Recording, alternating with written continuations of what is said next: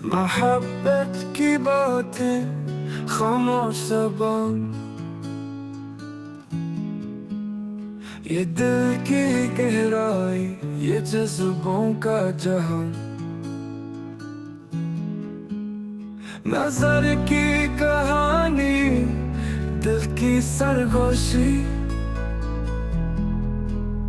ये जब रह के कहे दिल की रोशनी। ये आँखों की नमी, खामोश गवाह, ये मुस्कान के पीछे छुपा एक राज। कभी ख्वाबों में आके हमें जगाए, कभी दिल की गली में खुशबू लाए। मोहब्बत वो जज्बा जो सब कुछ बदल दे,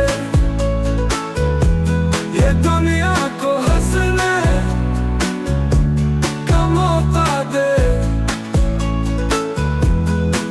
ये खामोशी में बोले दिल की ज़बान, हर धड़कन में बजे मोहब्बत का गीता।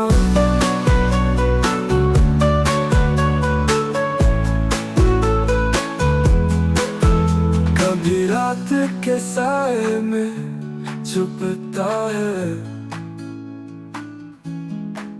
कभी सुबह की किरणों में जगमगाता है। ये जज्बा, ये एहसास है दिल का सुकून, मोहब्बत का पैगाम है दिल का जुनून।